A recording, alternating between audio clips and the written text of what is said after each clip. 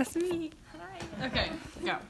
So, I remember walking into class the very first day. I was absolutely dreading it. I was wondering how big of a class it would be, if I would know anyone, see any familiar faces, whether or not the professor was intimidating, or if I'd have to speak the first day.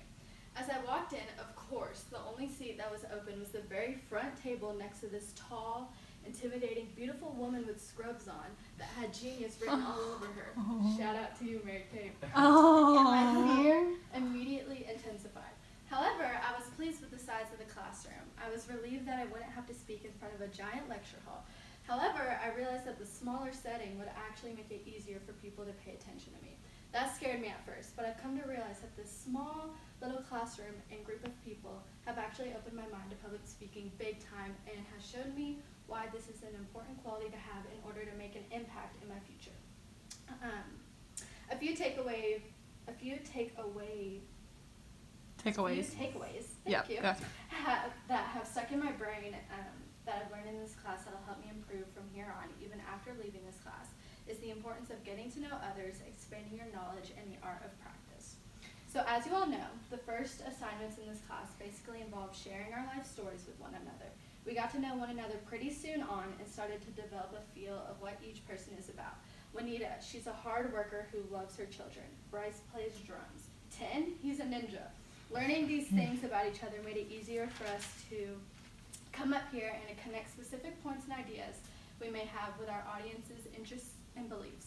I found this to be super important, whether we are the heads of our jobs in the future or whether or not we're just having casual conversation with someone or even a coworker. If we want to be heard, we have to pay attention to others and get to know them in order to really make an impact. Along with this, it is important to really know what you're talking about so that what we say can sound believable and credible to others.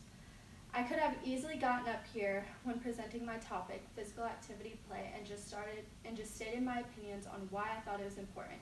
But by expanding my knowledge through hard research and finding facts, statistics on obesity and depression rates, shows my audience that I know what I'm talking about, that I care, and that they can bother listening to me. This could come in handy when trying to find a job or to persuade my boss to even give me a raise. Lastly, practice. Before this class, I was so afraid of public speaking.